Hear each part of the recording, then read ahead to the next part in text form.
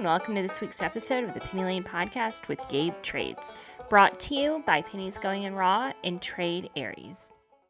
The stock market is hotter than ever right now, and traders are taking advantage. But what does that mean for the people who still haven't started trading? The market can be a little intimidating at first, but you don't have to be alone in the learning experience. We at the Pennies Going in Raw podcast are here to help you.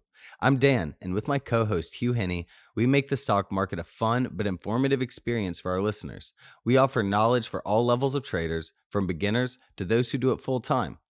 On PGIR, we discuss up-to-date news about the stock market and interview other traders who all started out just like us and made it big. You'll hear from Hugh and other multi-millionaire traders, founders and CEOs of companies, FinTwit superstars, and even professional athletes. Have you ever thought about investing your hard-earned cash but don't know where to start? Do you have money just sitting in your savings account collecting dust? We were all there once too. Listen to Pennies Going in Raw on the iHeartRadio app, on Apple Podcast, or wherever you get your podcasts. Hello, Gabe. Welcome to the Penny Lane Podcast. How are you? Doing good. How about you? Doing great. It is Friday, April 22nd, and man, we're coming out of a bloodbath day in the market. Yeah, that was fun to watch. I didn't trade much today, but it was fun to see the bloody bath. Yeah, I loved it. But I love puts. So, so you didn't trade much today. What were you doing? Well, just busy doing work, at home and trying to get everything situated. I have my mom from Brazil also visiting for the first time Orlando. So it's kind of been hard to manage both trading and giving attention to my mom. I haven't seen her for I think like 2 years. So Fantastic. yeah. You live in Orlando? Yes, I live in Orlando. Just moved here about 2 years ago. Amazing. I'd like to talk to you about Disney World, but it seems a little too obvious. We usually go more to the Universal Studios. My wife, she works over there. We also got like some free tickets, so we take advantage of it. That's fantastic. I'm a big Harry Potter fan. So my sister, who comes on the podcast sometimes, for her 21st birthday, I took her to Harry Potter World, and it was magical. Yeah, it is cool. People there. I think that if you're not a huge fan of Harry Potter, you still can go enjoy as much as someone that is enjoy a lot. Because I think the experience and how the park, like the way that they build and everything is so cool, and the experience you're gonna have is really cool. Yeah, it's so immersive. And I was so afraid that I was going to be let down because I really had built it up in my head so much, but I was not. It was just as cool as I thought it would be. Yeah, it is. Yeah. I like that like virtual reality kind of ride they have there. Mm-hmm. You know what I'm talking about? The one through crazy. The one through the castle? Yeah, you feel like you're like flying and stuff like that. Yeah. It makes me extremely motion sick. When I got off, I was a little wobbly, but Sure. it was definitely a cool experience. I went there like the first year they opened it. I think it was like my senior year of high school. I think. How long you guys have, like the last time you guys came here? How long ago? It's been 7 years. It's been 8 for me. Yeah, there's a lot of new things too. Like even in Harry Potter wise, they have like new rides and stuff that is pretty cool. They have the Hagrid one. That is really awesome. They took, I don't know if you guys, when you came here, you still had the dragon. They had two, so they took that off to rebuild the Hagrid. It's pretty cool. You're really riding on his motorcycles kind of thing. It's pretty cool. Oh my goodness. I love it. When I first started trading, my goal for trading was to be able to afford to take my kids to Disney World, and I lost all my initial capital and am nowhere near that goal yet. But anyway, still working on it. Yeah, that's what I usually try to do, the same thing. That's when I stopped playing professional soccer and then I started training, was my goal to basically give my daughter and future kids the same thing. That's one of the reasons I moved here, is to provide to my kids so they can have fun, and it's our backyard to go and have fun. And trading gives that lifestyle for you if you take serious and put the effort to it. For sure. So tell us about coming to America from Brazil and why you did that. It's funny story because I was living in Italy before I came to United States playing soccer too. I was in a team that was like a third division, and I went over there with just like I didn't know Italian, just went over there to try it out and give my shot, you know. And then I was there, and then a company that they bring players from Brazil to go to school and play for college, and they contact me and say that, hey Gabriel, you watch you playing, we really like you playing, we think you can do really good in the United States. Is something you want to do it? And I'm like, I don't know, because I don't know English. I didn't know English at that time, like nothing. I just knew like colors or my name is and things like that. And then I was kind of was intimidating at first because it's the impact in your face, like, oh my gosh, you know. But I Yeah. always like to risk, and then I say, you know what? I think I'm gonna do because I also have a degree in case soccer didn't work out for me, and that's why I came. I came in 2013 and went to California. I was in California before moving to Orlando. It was pretty cool. Was That's Yeah. insane. I love those stories when people come over, they don't speak any English, like they're just like, yeah, I'm down. I just couldn't imagine like what kind of emotions were you feeling when you came over? Were you just like young and going like, oh, this could be fun? Like you're I leaving like everything behind, you know? yeah, it is a tough decision, but probably because what was make it made it harder for me because most of my family they are completely against. I think it was only my dad, and of course my mom as well. They told me no, you should go. My mom a little bit more like scared because I didn't know English, but my daddy was always like supportive, telling me, "Hey, you should go, you can do it." But when I got on the airplane, that's when it was hard. Yeah, Like, what was that like? Like just like what were the thoughts? Like cuz you flew from Italy to America? I came from Italy to Brazil. I spent in Brazil like 3 months, and then I came to America. I think the Italy first experience I kind of helped a little bit Okay. because I did that before, also not knowing Italian, and I had to learn over there. And I mean, when I got to the airplane, even though it was the second time, I knew that I had a feeling that would be for like a long time, and because my goal and my focus was a lot more than when I went to Italy, you know. So when I say I'm going to go to school and like 4 years going to college, a lot can happen. And I was turning 23 when I came, so I could get I met my wife, and nothing that was plain, but it's to the age that you're already thinking about you're not just enjoying like a day and then that's it. When you get Yeah. serious, even that you go so emotion because you don't have family around, and Yeah, it's yeah, just you that's versus the world.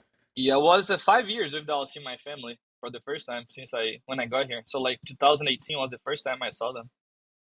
Oh my What was that like? goodness. Seeing Man, your family for the first time. funny because my at that time it wasn't my sister-in-law, but my wife's sister, right? My sister came here in Orlando, so we came here to visit my sister-in-law at that time, and then my sister was here.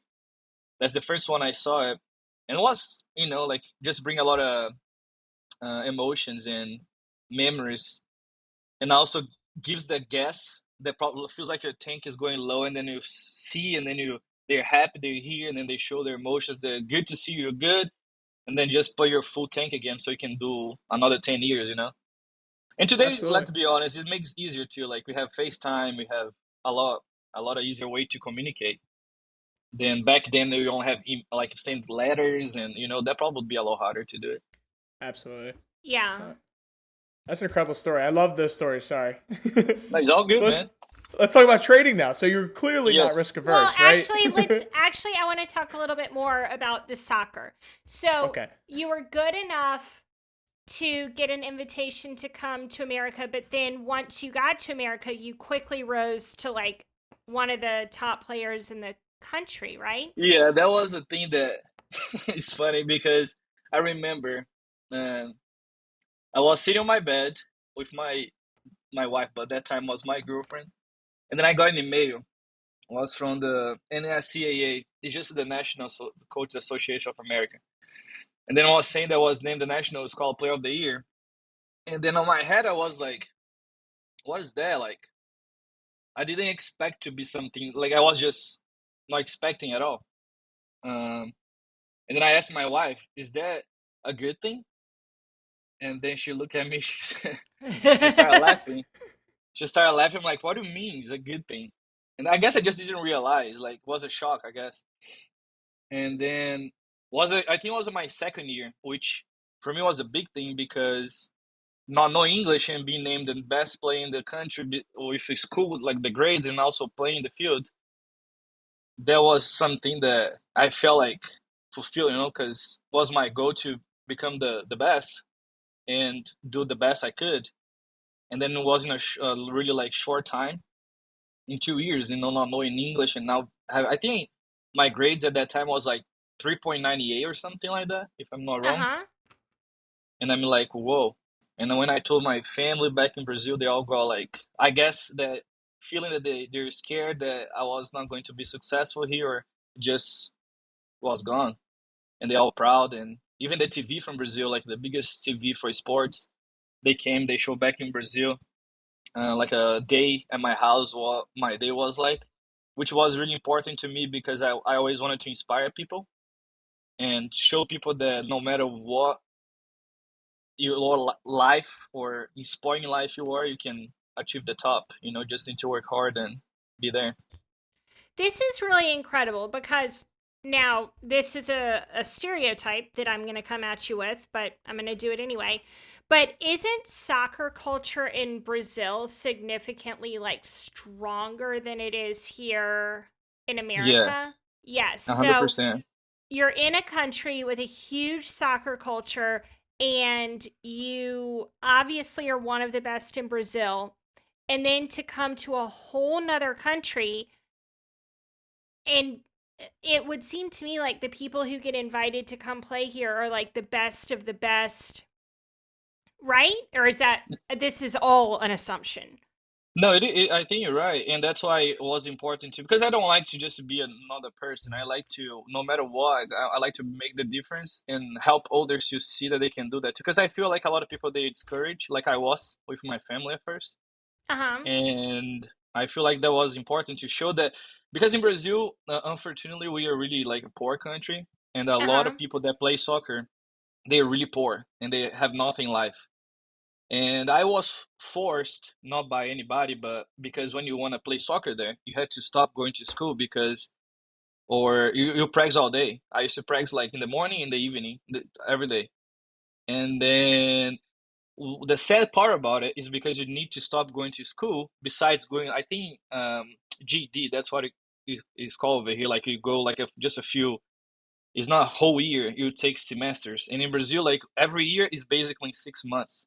So you can make it shorter, which is not good because you're not actually studying. Like people take 1 year to study and then you're taking 6 months. Something doesn't. So, and I feel like people watching that and seeing that that's possible to do the both, no matter what, because you can get scholarships or you can pay yourself. There is a lot of ways to do it. So I think like seeing someone that came from that level and being able to do it helps people to like at least try. So Yeah. that was what I don't care about fame, or which I made it like 15, like they say, 15 minutes of fame. That doesn't make me better or not. But the fact that people watched, and if I change one person's life, that would make me happy. That's what Yeah. I was really happy about it. Well, it's just incredible. Um, are the top soccer players in Brazil Brazilian? So that's I know that's a silly question as well. Yeah, But that's the thing. Soccer is a big sport in Brazil, but because the country is so poor, usually the best players they go to Europe. That's why I went okay. to Italy, and then even the best players from Brazil, none of them play in Brazil.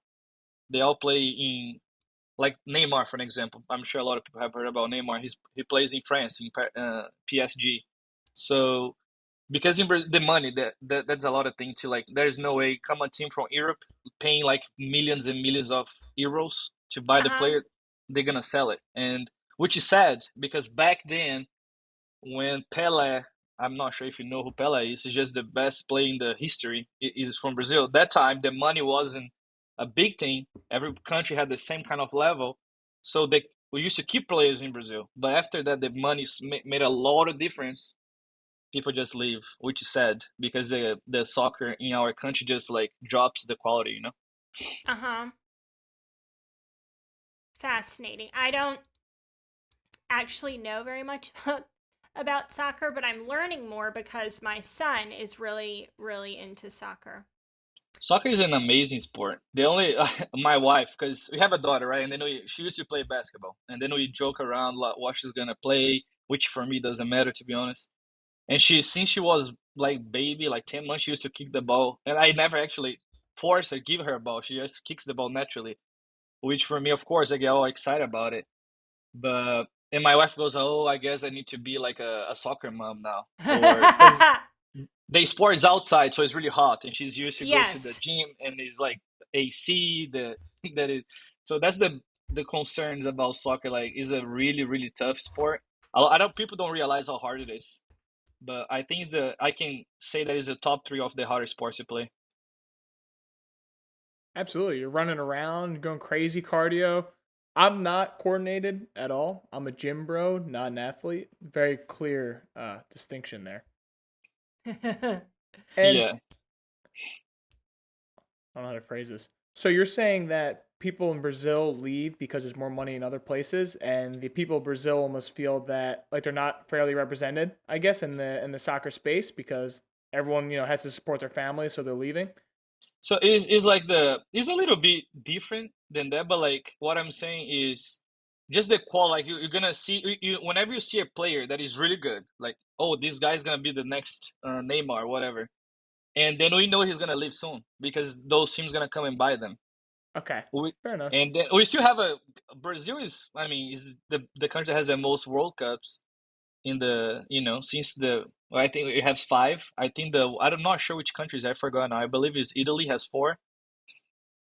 So, and that's the thing, like, it's just too many players, and whenever you see a good one, they just take it. And for us to like to watch daily, it's kind of like, oh God, it's just taking like Tom Brady every day from football. They're going to play another Absolutely, country. that's a good Yep. analogy. Yep. I've only met you for 16 minutes now, and I can already tell you're a badass. I mean, I Your hope. story is incredible. Thank you. Okay, Blaine, can we talk about trading now? This episode is sponsored by Aries, the newest trading broker offering both mobile and desktop trading. The app is built for retail traders by retail traders, and they welcome user feedback. Do you ever nail the entry on a trade but can't get filled? You won't need to worry about that anymore because they are a self-clearing brokerage direct to exchange with TradeStation, and they are much faster than other brokerages that route through a clearinghouse. Aries is a multi-asset platform. You are able to trade stocks, options, futures, index options, crypto, and micros. You are also able to buy, sell, and trade cryptocurrencies. Lastly, earn up to 5% interest on eligible crypto assets with no lockups. Aries has partners and offers many free tools such as advanced charting, trading view with unlimited charting and indicators, free options flow, dark pool data, and many more tools on their roadmap to come. This is on average a $50 to $100 per month value, all for free. Finally, you can withdraw and deposit actual crypto and transfer to the US dollar and use it to trade any trading assets offered. Aries is the first brokerage to offer this. Please click the link in our bio or go to www.tradearies.com/pennylane to sign up for an account today. Any more? I What have a was million. what was the top level you got to in Okay, soccer? I play professional, and that was when I play professional.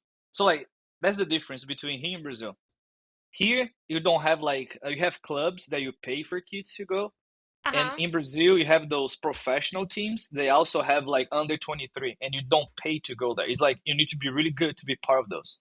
So I was part of a bunch of those teams, and I also play with a lot of famous players back in Brazil before they became famous.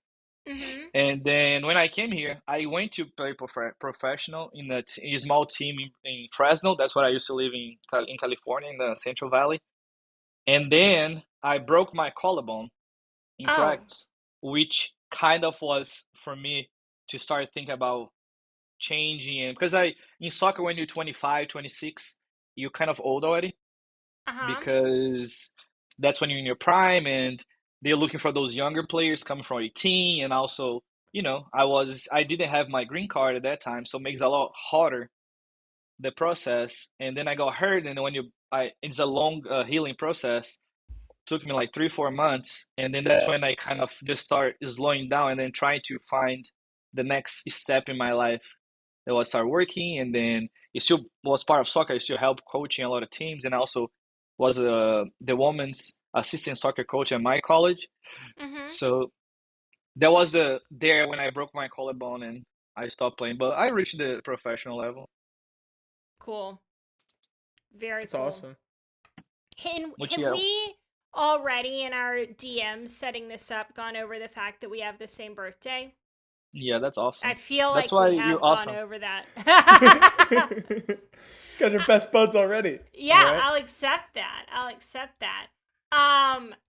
Do you feel like you really embody all the Libra characteristics? Do you know what that means? Yeah, I was never a person to this until I started meeting a lot of people that like it. And then the more they Uh-huh. talk about it, I see a lot of things that they say. And I think it's interesting. It's something that, like, I don't understand much, but it's something I always try to read a little bit about it. And there are a lot of things that about Libras that I see on myself, you know. I think It's it's it, just fascinating. Honestly, I'm really big into asking people what their signs are, and you don't see a lot of Libra traders. I've hmm I've found. I've tried to really sniff it out, and there aren't that many, and I think that actually makes sense.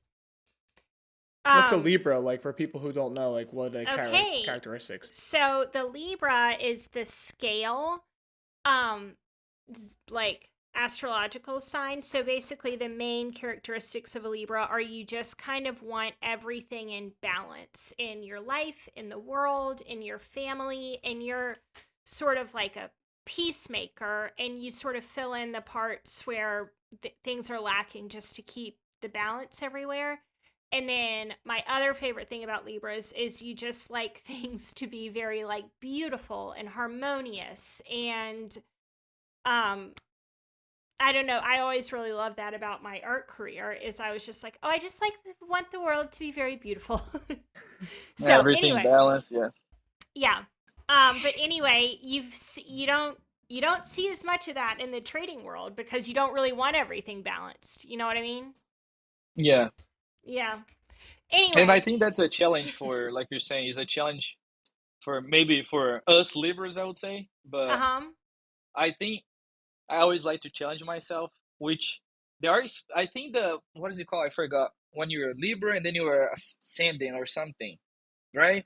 I Yes, yeah, yeah, forgot. yeah. You can have I think I'm a moons and Scorpion. So like, oh. and it's crazy, right? That's Yeah, when I that learned, makes sense. because it is all the opposite. Yeah. What Yeah, I yeah, learned a yeah. little bit. Yeah. Um, and I think that also helps me to maybe go through the trading process. I don't know. I I'm not, like I said, I don't understand much, but from what I heard a little bit, I know that's all I know. cool. Very cool. Very cool. Um all right. Speaking of trading, Ellis, you want to take the mic here? Only reason is because Penny had like her best week ever, so it was in the back of my mind. She had 2 big green days. She's thriving. She's already sending me pictures of like YSL purses and Lambos. Mm. We're going crazy. I told her to get the sparkly pink Lambo and make sure the windows are not tinted so the haters can see you. And Right. you got called a paper trader today. I I mean, know. I know. I'm so happy. I'm so happy. I've always wanted to be called a paper trader, but nobody calls you a paper trader when you're just putting up back to back like $2,000 a day losses. yeah, Yeah. no one will call you. It's only when you win, right? That's Right. how it goes. Right. But It is, that's what was Also, on my mind. and that's why if I think soccer helped me a lot too, because it's kind of the same in a different way. Just like when you're being a good player, and then everybody's gonna boo you, or they're gonna be on your pet, and you're just like trying to be like, "Oh, just that pick player, like they pick that player, and they wanna be like, oh, you're a bad player. They start screaming at you. So it's kind of the same idea. It's funny. yeah. Yeah, yeah, yeah. Yeah, Everyone everyone hates you when you're up, right? Yeah. yeah. And when I'm just struggling so bad, people are like, "Oh, she's cute." You're gonna become a savage trader. We had this conversation probably like 6 months ago where I said it's gonna come, and things start clicking. And Okay, but we also had the conversation where we think that maybe the podcast is really where my talent lies, and maybe it's not trading for me. It's hard to know. It's hard. You just got to you'll keep never know. going. You You just got to gotta keep keep going. going You need to until push yourself. yeah. I Gotta, feel like sorry to cut you off, but one of the things that helped me a lot in soccer was because I mention all the time soccer is because I think it's the thing I got to the top. Like I wanted to get there. So yeah. there's no other example. But I remember when I was younger, I used to worry too much about people.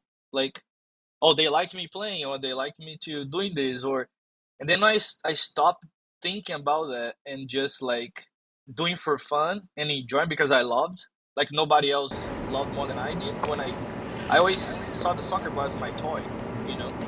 And I Yeah. remember someone told me that I don't remember who was it, but someone told me like this: just see this.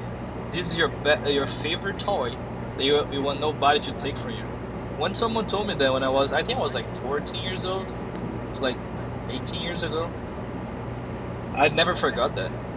Like that was the click, and I just see that as my toy, and I just you know start talking and thinking and listening the noise. I think trading has a lot of noise, and I think when people focus in just like that's your screen, which is cool to share, inspire more people, but not worry about the outcome. Well, there's always the next day, and I think that helped me a lot to get to trading because it's kind of similar, even though it's completely different world. But I think it's the same mentality and mindset you need to have, I believe. So Yeah. maybe just I think that that's absolutely true. And, I get asked a lot. I don't know if you knew this, Ellis, but I get asked a lot on Twitter where I trade. Because I guess now that I'm like not losing all the time, maybe people want to know what I'm doing or what I'm trading or whatever. And I can honestly say the answer to that question is that I just trade by myself. Like, Yep. I'll go in and say hi in my Discords or whatever, and I'll sort of like shoot the shit. I love doing that. But if it's trading time, it's really just like me and the screen, and I have to be responsible for what I do. And it wasn't until that actually clicked with me that like nobody out there on the internet is going to do this for me. It's even if my, you're following someone, yes, you're right. yeah, it's my thing. Because And I feel like, go ahead, sorry. no, no. I was going to say that being part of I have been part of a lot of Discords, and even before Drip, I was part of another Discord, which with 30,000 people, and I was one of the mods there too. But joining the Drippy, and you guys know Drippy, he's an amazing person. He's like a sweetheart, a big heart that he has. One of the people that I know the biggest heart. After my wife, I don't see anybody else besides Drippy. But what I see a lot of people relying too much on others, and I understand it's easier when you want to blame someone else, you don't blame yourself, or you don't. And I one of the things that I look at you, and you're great because I told you that yesterday. You honest, you just share regardless of what people are gonna tell you or not, which is awesome. And it's hard to find there out there people there. You're not honest for them, you're just honest for yourself, which is amazing, and I admire people like that. So I Well, think people should thank be more you. like that, and even if you follow someone, just you're doing your own. You're the one clicking buy and sell or stop loss or not. That is no Drippy. That's no Gabriel. That's nobody. It's just you at the end of the day, and that's why Yeah. 90% of traders they give up because they just keep blaming others. They could blame the market. They blame everything else besides what is actually the problem. Yeah. Yeah. I think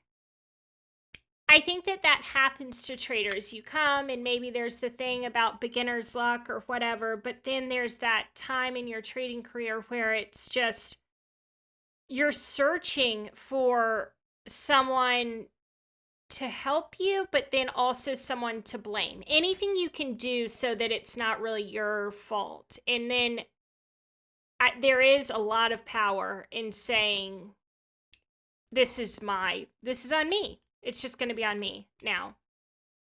I don't Yeah, know. it takes a lot to do that. It It's does. all It about is not easy. accountability. Yeah. Right. It's the hardest just human like emotion, I think. Like it's just to like life. Yeah, that's just yeah. You can apply that to life too, but everyone always wants to point a finger and never really look deep inside themselves, right? I mean, Gabriel, I'm sure there's times when you're playing soccer where you're questioning yourself, like, is this really for me? Is this really what I want to do? But kind of shake it off, and you're like, no, like I'm great, I'm the best, and I'm gonna go out there and prove to everyone that I'm the best. And if they Yeah. don't like me, screw them.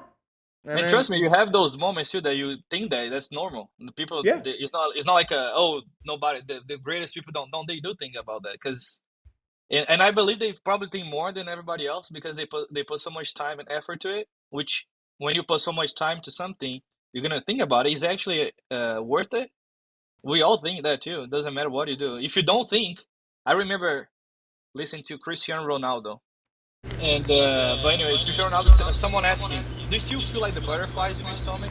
And then he goes, "Of course I do. The day that I stop feeling this, I'm gonna stop playing soccer. That means I don't love the sport no more." He's still like scared to not be successful, even though he's just, him and Messi is the greatest players right now. Then I don't think people are gonna see anytime soon. No, like two people for 15 years being who's gonna be the first or second in the world. So absolutely. they still feel that way and they still fail too, but what makes them great the best because they don't see that and take that like, oh my god, I'm failing. No, they're just okay, I'm gonna be better tomorrow and I'm gonna be better, and they do it. That's it. That's the difference. Almost like taking those sort of emotions and using it as motivation instead of being Yeah, too hard on yourself and dragging yourself down even more. exactly. That's what's happened to Penny. She's turning the tide. She used to be hard on herself. Now she's becoming a savage. Yeah. And she looks like she's gonna be a savage. Ah, That's what you need, the sweet spot, and I think she found it. God, Yep. what if I just one day am just like such a badass? Won't that be cool? You're already there. What do you Yeah, mean? exactly. Yeah. Yeah. I You ever mean, watch the movie The Secret? Any of you guys? I started watching, but I never finished. It's about that whole concept about how like you think about things and you like, vision boards, all that sort of stuff. And when you Yeah. start really thinking about things and really processing it, you start to achieve those things. Alice, I've been on a manifesting journey since 2022. I'm now manifesting 8 hours a night. It's insane. Like, maybe I haven't told you this. So I had my podcast with Radio Silent Play. Shout out Radio Silent Play, changed my life. He told me to start manifesting in the morning and at night. So I did it for 30 days. Things started going good. Then I did it for 60 days. Things started going better. Now I'm manifesting 8 hours a night. It's a meditating, manifesting situation. And my husband got so annoyed that I had to buy this like headband thing off Amazon that has little ear things in it because he's like, I don't want to hear it. You're freaking me out. But I'm on a journey. Anyway, I'm big into The Secret, big into the manifesting. Keep sending it, dude. Yeah. Screw It it. is important. So my dad is always helped me a lot in those because I talked to him of course a lot about things, but when I used to play more, it used to be different. He used to tell me once. He asked me, Gabriel, when you're gonna kick a PK? PK is a penalty kick, just when you foul inside the box, and then it's just you and the goalie. There is no other player between. So it's easier to score. And then he asked me, "What do you think?" And then he asked me, I told him, I just think I'm gonna score. And he goes, great. And I'm like, why? And then he goes, because I believe that most of people, they think I can miss. And they believe that that's being positive, which is not. You still think about missing. Right. And it's just like people go, I can lose money today on trading. You already think about losing. You already have the wrong mindset. So it is a lot of things that sounds really easy, but it is easy. It's just that simple. You just need to be positive. And just like people ask, is this cup full or empty? And Yeah. I see as a half full. I don't see as an empty. So it's just how you see things. And then, like you're saying, when you start manifesting and doing that for a while, that's gonna be part of your life, and everything is gonna be like, oh my god, the world is beautiful now. Is everything colorful? And that's how it is life. And I think for trading is the same thing. There was a long time where I was struggling with falling below PDT, and I would come into the market every day and I'd be like, I can't lose money. That was like my attitude. I can't lose money. And I was just losing and losing and losing. but I now I've somehow reached the point of max pain where losing money is like that money is there to be lost. Like if you lose it, you lose it. It's become very meaningless for me, and it's not like I Mm-hmm. really think about winning, but I'm like I'm just going to sit down and execute these trades the way I know how to do it. And it's not really about winning or losing anymore, which is a nice load off. I You don't just, know. and that's right, and that's is exactly what I need to do. Just, and if for any athlete, you don't need to worry about you're gonna win or lose. Just, it's like I like to say is just live now, the moment. You don't know what tomorrow is gonna bring to you. You don't know the past you can change, the future you can do anything about it. You need to live that second that you're doing right now. So the outcome from after you do it is just based on what you're doing that moment. So if you don't put the effort and you expect something to be better at the end, you won't get it. So it's just like my dad. You're gonna hear a lot about my dad because he used to be like He sounds like a cool dude. Love it. yeah, Not gonna lie. Yeah. he gives a great advice. He always told me, like if you have the same actions, don't expect the results to be different. It's gonna be the Yep. same. You need to change it. And when people realize that living that second is what is important, not in 2 minutes, they're gonna see that their life is gonna change. And like you're saying, for that's what you're doing for training. That you maybe don't use in that way, but that's what you're doing. You're not worrying about losing or winning. You executing something you believe it is gonna work, and it does. And sometimes won't, but you still have your plan and you follow it. Use your risk management and everything. For sure. For sure. I like your dad. Yeah, I like him too. Now he lives in Portugal. He lives in Portugal now, so we're far away now. I have seen him for what, 3 years, I think. Yeah. Do you guys FaceTime or Zoom or anything? Now that the hours a little bit different, we don't do much, but we still talk. We still. I know. We know that we're there for each other. So just working, and he's also busy all the time. So we talk every once in a while. Try to make sure, hey, I'm here for you. Totally. Totally. You guys text? You do. Not as often, but we do. Cool. Cool. Ellis, why don't you lead us down the how'd you get into trading? I know you've been chomping at the bit. No, I just had a random thought. Something that Oh, this is I exciting. no, yeah, it's actually I think it's good. So one thing I've been doing since I graduated university, everything like that, is I started like listening to podcasts, interviews about the best, right? The best, or whether it's a YouTuber, some guy on TikTok, or an athlete, or anything, and just kind of seeing how they carry themselves and kind of how they approach each day, almost in like that process risk mindset. And I found it really beneficial. So, and I can hear just from talking to you when you reach a high level of soccer of how you conduct yourself and your certain mannerisms, and it's just interesting. I just connected the two parallels in my mind about how people that are best at what they do have very similar personality traits. About how you talked about showing up for the moment or not accepting defeat as soon as you step in front of a goal or the market opens or anything like that.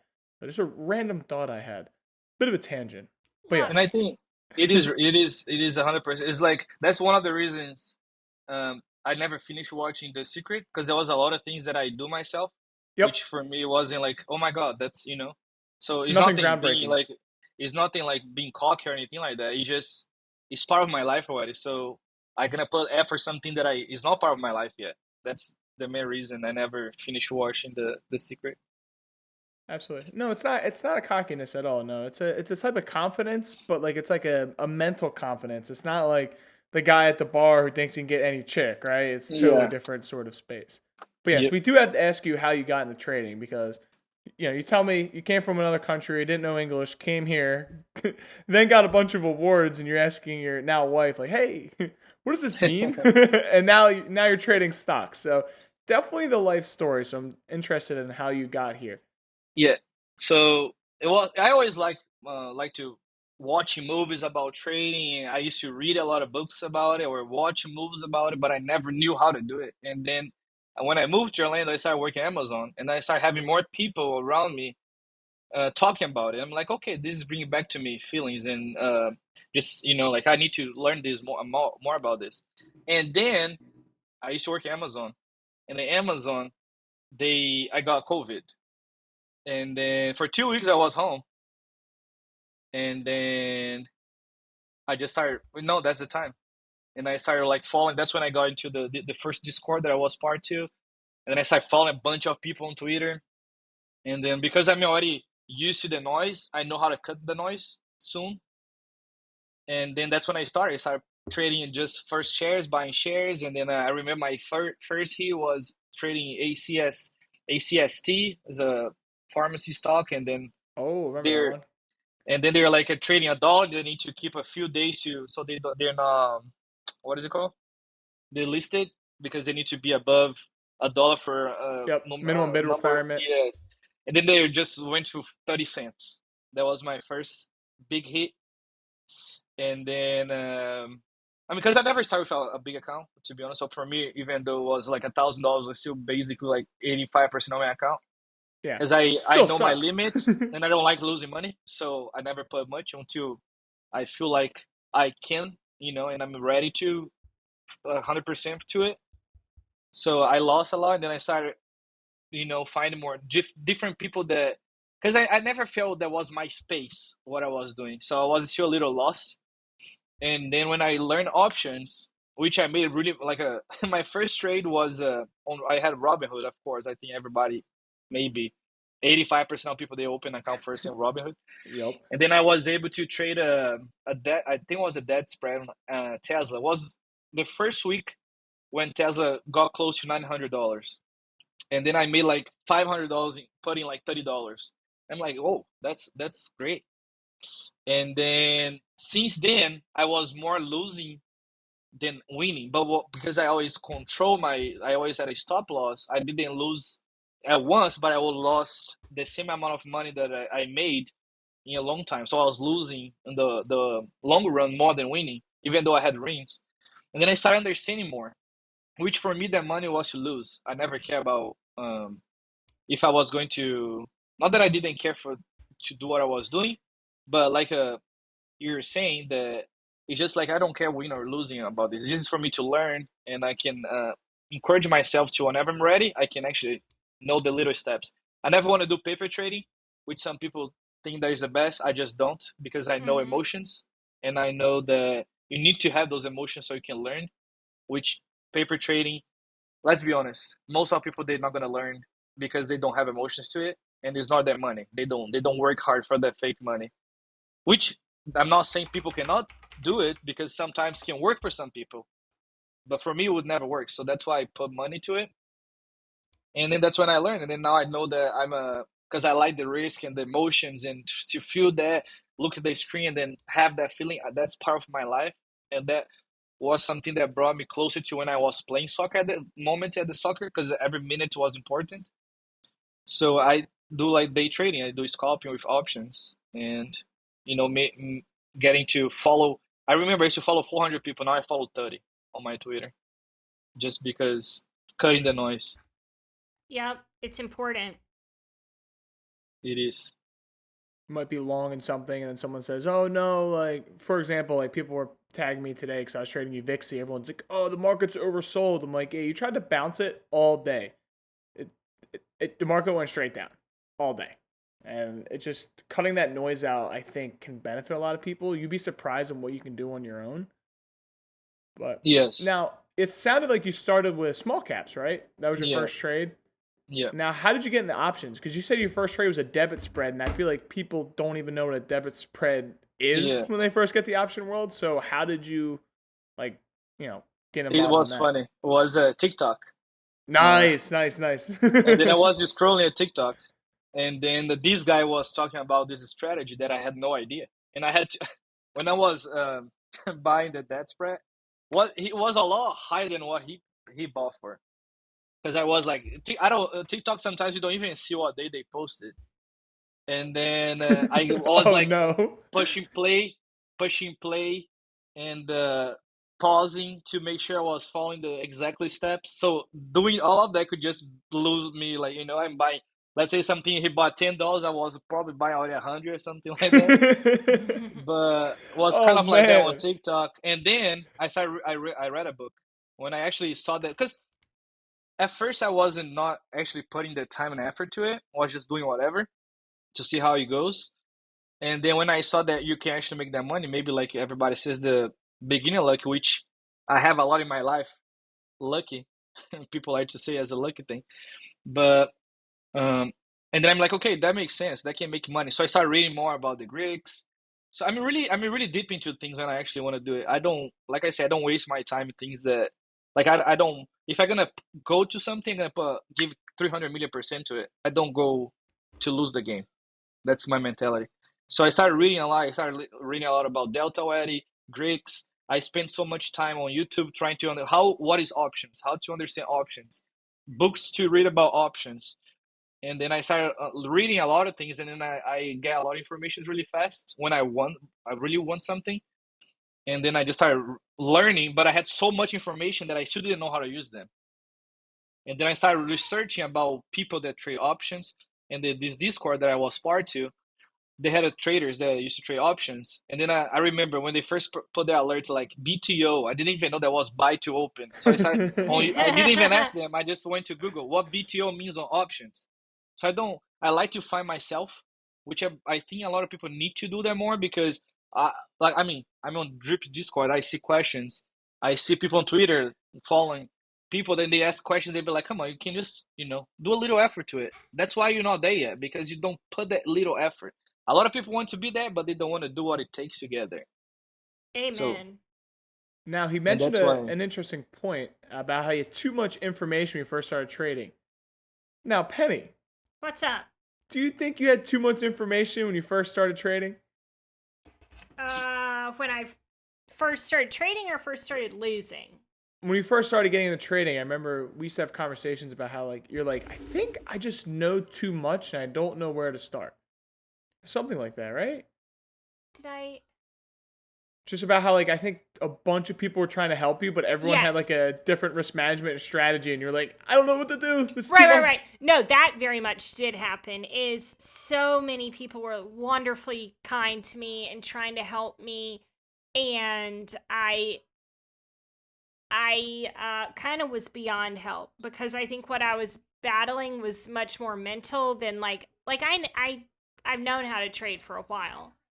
I just haven't done it, And Okay. so learning a different strategy or whatever hasn't been super useful to me. It's been more about cutting out the noise. Cutting and just, yeah, exactly. A question for you. So you were going on Google and just kind of searching things for yourself. Like, what does buy to open mean? Like, what's a call? What's a put? And you were just kind of soaking that information yourself. You weren't really just if anyone posts a play, you weren't DMing them hey, what does this mean? You kind of did your own journey, right? Yeah, I like to do my own thing. Of course, when I feel like this, I always learn in my life that don't bring more problems, bring the solution. Unless it's something really serious, I say that questions is what move the world. Like, we are here today because you have questions to be answered. That's why you always see. That's why I love Elon Musk, because his mind. I just cannot. I try to see what these guys think. Because if you look at him, he's always thinking. He's never done. And I can guarantee you, he's asking himself tons of questions. How can I get to the space? How can I get to Mars? I can guarantee you that's what he's asking himself. And then, but he's not asking noisy on his head. He's asking specific questions that's gonna give him answer in a few months or in a few weeks, whatever it's gonna take. So I used to do the same, trying to answer myself.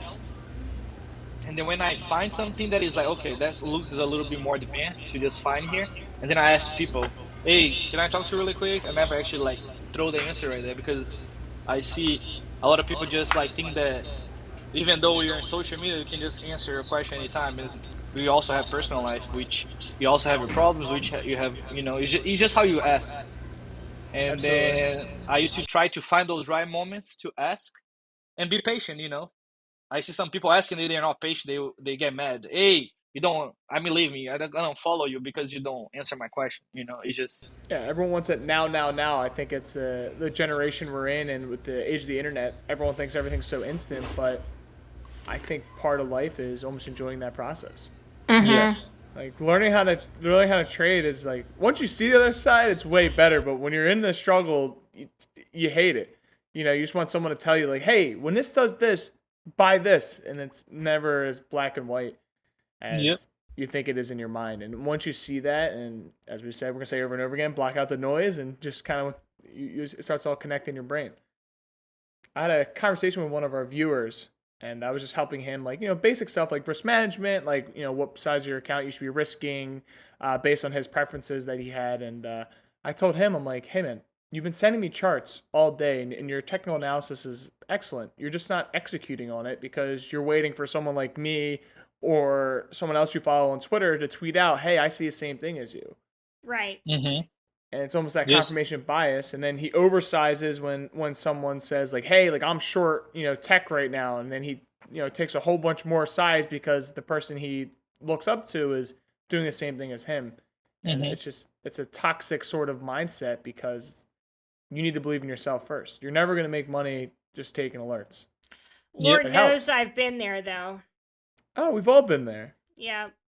We've all been there. Sometimes I still take alerts. People are like, hey, I'm buying this, and I buy it and I get bagged. I'm like, I shouldn't have done that. And it is I think like you say, it's just like days and that's how I started learning too. Like when I used to get it, I change alerts and following alerts. When I started I stopped trading, and then I'm like, let me see what he's trying to see if I understand this. Yep. So like why he's alerting this. That's the question that I ask myself. I don't ask them. Because if I ask them, I'm not gonna understand because he's gonna say whatever. I need to do myself, and that's a thing that I try to tell a lot of people too. And it's just like when I used to be a soccer player. I used to instead of like ask the coach, but why? I used to think myself, why he's telling me this? Is it Yeah. because of this? Is it because of that? Or trying to also thinking with the older eyes is something that I helped me to understand better even life, not just like with my wife, the same thing. Why she's telling me that? A lot of people do that. It's just applying that for everything. People don't realize that can be helpful in everything, not just in a relationship. You know, a communication. You still need to like instead of trying to hey why this why that. No, think about it. Like absorb what is happening, and then you ask if you can understand. So that saves a lot of time for you and everybody else. You're pretty well spoken for not knowing English until. Thanks, man. I work hard for it. Absolutely. I like how you phrase that, right? It's like if you're taking an alert, you should understand why they're taking it. And like I have Twitter notifications on for certain individuals, and like I don't take everything they tweet. I want to see what they're seeing and what system they're using it and how I can kind of almost adjust it to what I know and what works for me. People just slapping alerts, it's never that easy. Because you're going to be sitting there waiting for them to be like, hey, did they sell? Are they still in? Like, do we know? Like, there's too many questions. But if you can actually take it, digest it in your own terms, I think that's a good term to use, is digesting it in your own thoughts and mind. And then you can start executing on that. Yeah, that's a question that I see all the time too. Are you still on that play? Man, Yeah. you feel like 30% if you're not already thinking about it. That's what I heard once. I don't remember who posted, but I think that's something really cool to say. If it's worth the screenshot, you should sell it. Why are you taking a screenshot? If you're taking the just screenshot, don't look at my Twitter. take the screenshot. Okay, that's good enough for you because you're taking the screenshot. You're taking the time to show people that you're up 30, 40%. So think about what you're selling. I think it's just because a lot of people they see a lot of people making like a lot of people like to share 1,000% gains, Yeah. 2,000% gains, and a lot of people they think when they're 30% up, that's not enough. But man, 20 years ago, people used to take 5% every day. Like they would die for that. Yeah. Yep.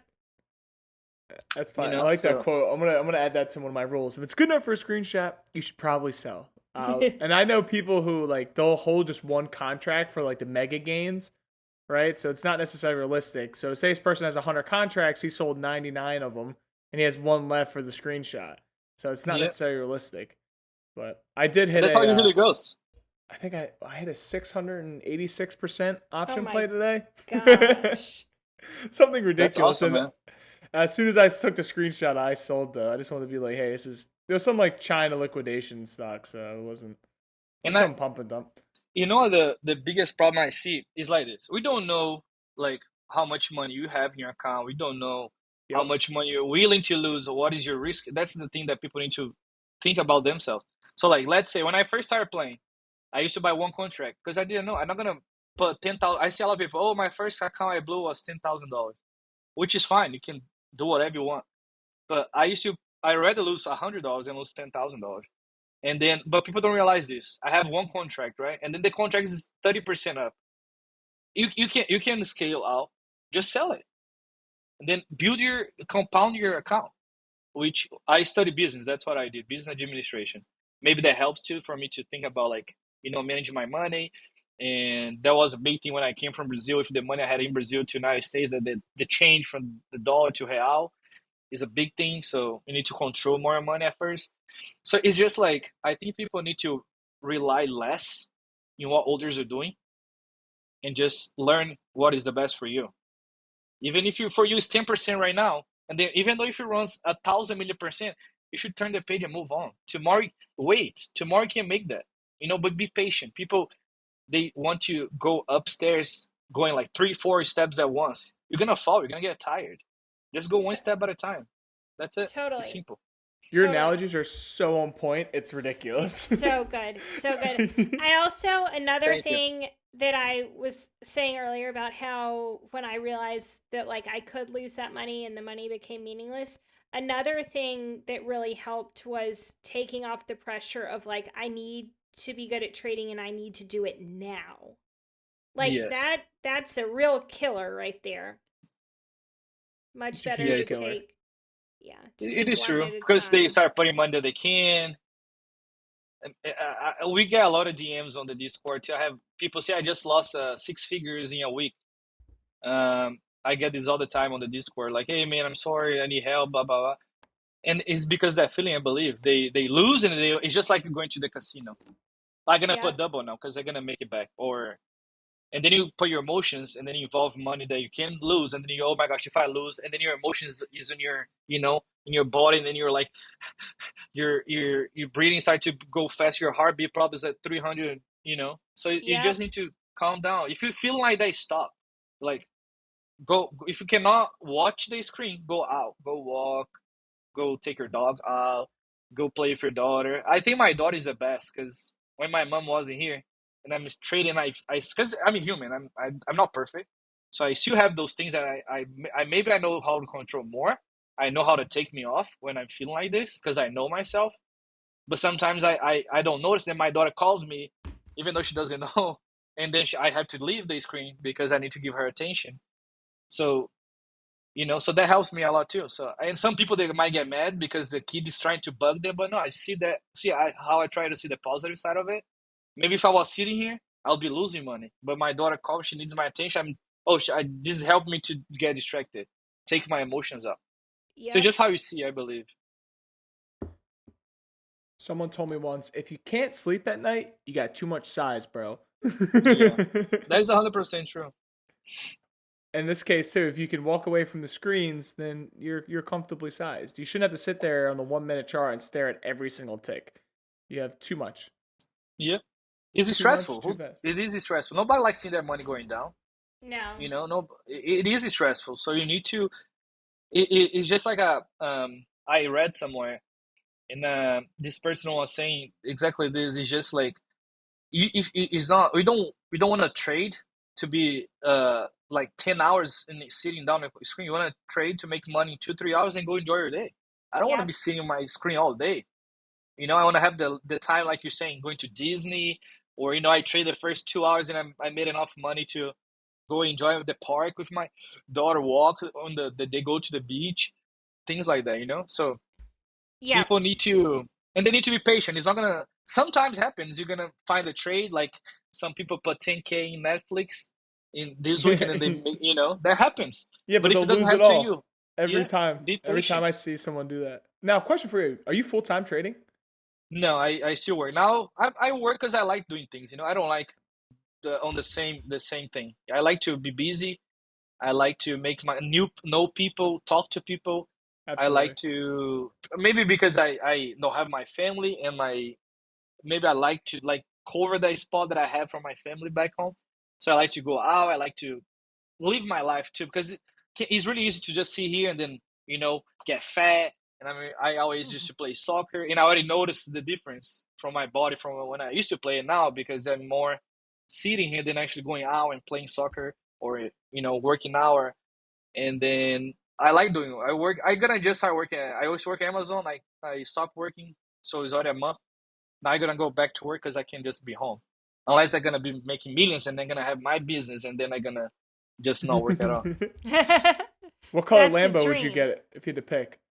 Honestly, I love Lambos, but I would never buy one unless No I have a Lambos? like. If I was Elon Musk, I would. But if I don't reach that level, I would just buy like a toy and enjoy. But will be probably like a navy blue. That's my favorite color. Nice, nice, nice. Okay, so we got sparkling pink. I'm gonna go purple. I think that's gonna be my vibe for my Lambo All right. with a matching pink Rolex. Just kidding. I don't like any of that stuff. I always tell But people Rolex is not that bad to buy. If you buy the right ones, you still can make money for it. So it's not like that is true. you buy a car and then you lost the money already. Yeah, you lose half your money as soon as you drive off the lot. At least a Rolex you Yeah. can resell to someone else because they're like collectibles, right? Yeah. Oh, cool. So now I can go buy a Richard Mille. All right. Right. Mom, look, it's a trying- collectible. I'm Just trying to kidding. get a watch reseller to sponsor the pod. I don't have one in mind, but if you listen and you have a connection, I feel like there's Okay. a lot of overlap here. Oh, that would be a watch reseller? Hell yeah. Right? Isn't that a great idea? That is a great idea. Because Yeah, I think especially it's awesome. all finance bros love watches. People love watches. Yeah, it's like a new thing. Like everyone, what was like? I think watches have always been in style, right? Yeah. I feel like they've It's always something been. that I need to wear. You wear a I- watch I- every day? I have an Apple Watch now, and I used to wear like just regular watch before, but like even then, if I wasn't wearing a watch, I would feel like I was naked. Like some Really? piece of me was, yeah, it was. I not because I like looking the time, because I don't care, but just the fact that I felt that was a piece of me. I always thought that I look cool with a watch. Like I don't know. That's funny you say that. I have friends like that too. If they don't have a watch on, they're like, I feel like something's missing. I feel weird. Like, interesting. Yeah, All right. Well, any watch resellers out there, hit Hit our us line. up. Yeah, we got you. HMU. HMU. that's cool. That's cool. Well, What do you guys like doing it? Like the hobby, if you don't mind me asking.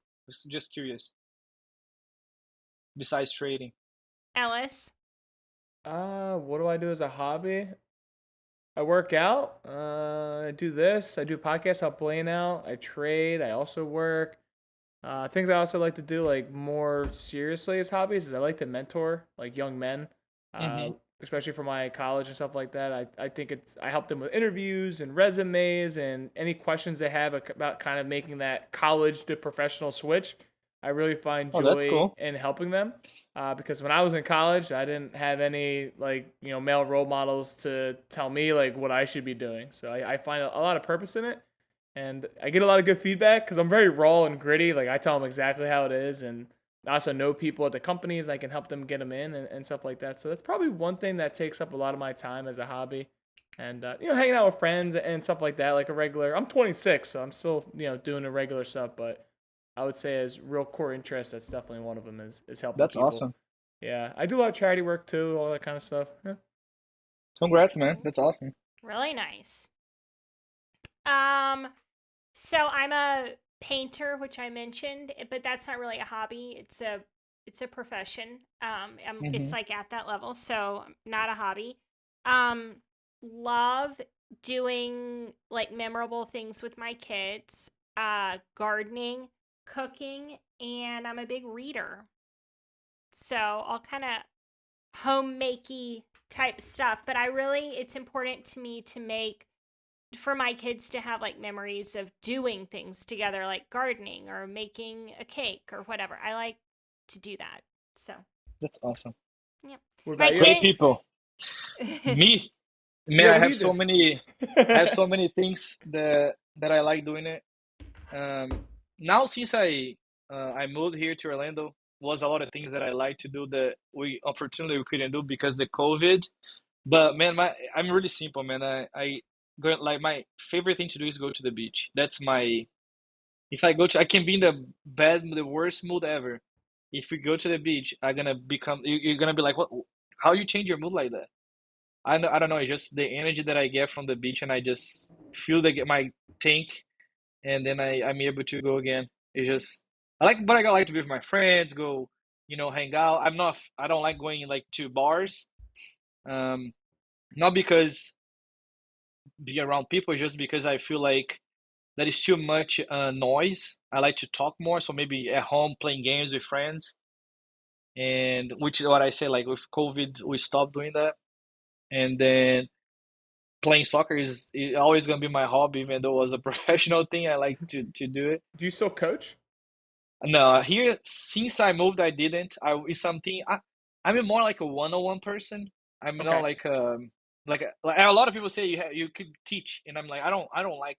When back in my school, I used to be like a mentor too, like for math. Used to teach people math, help them to learn. But I don't like it. I like more like one-on-one. I think we can take more from it when you put your time in. Because I think like when I see people like talking and getting distracted, that bothers me a lot. And it's just my time. I don't. I like I say, everything I do, I like to put my 100%.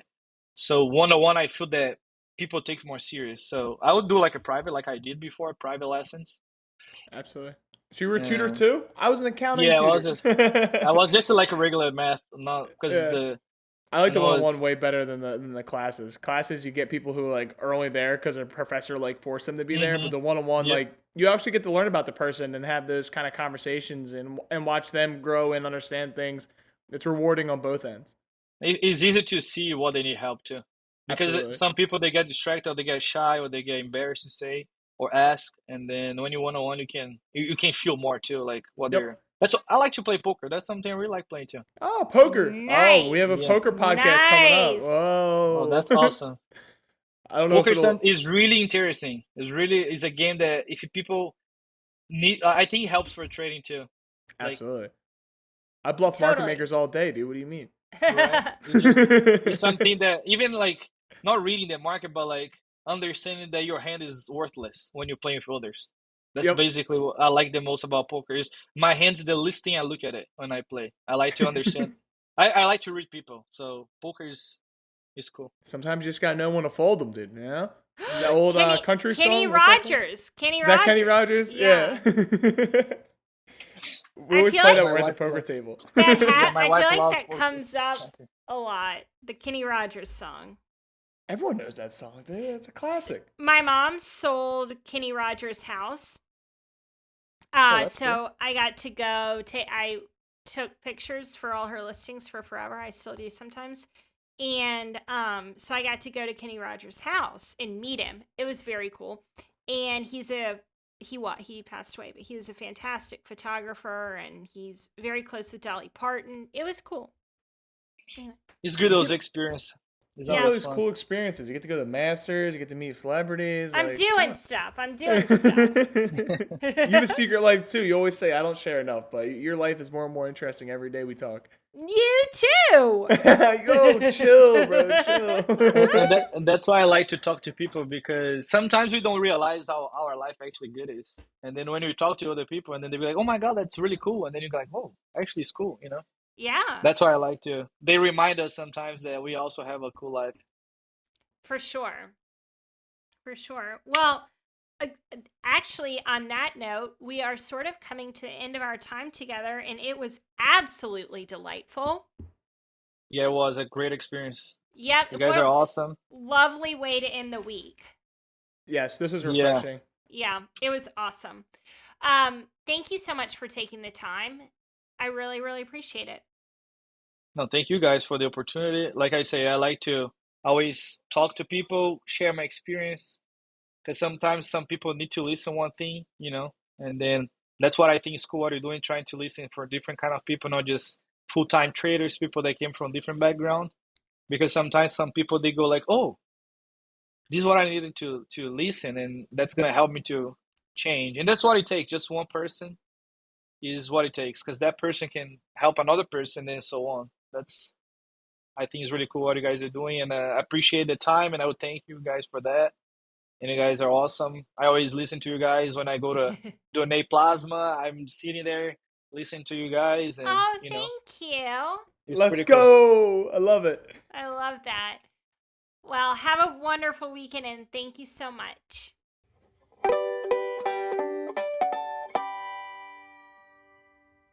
By accessing this podcast, you acknowledge that the Penny Lane podcast makes no warranty, guarantee, or representation as to the accuracy or sufficiency of the information featured in this podcast. The information, opinions, and recommendations presented in this podcast are for general information only, and any reliance on the information provided in this podcast is done at your own risk. This podcast should not be considered professional or financial advice. Unless specifically stated otherwise, the Penny Lane podcast does not endorse, approve, recommend, or certify any information, product, process, service, or organization presented or mentioned in this podcast, and information from this podcast should not be referenced in any way to imply such approval or endorsement. The third-party materials or content of any third-party site referenced in this podcast do not necessarily reflect the opinions, standards, or policies of the Penny Lane podcast. The Penny Lane podcast assumes no responsibility or liability for the accuracy or completeness of the content contained in third-party materials or on third-party sites referenced in this podcast, or the compliance with applicable laws of such materials and/or links referenced herein.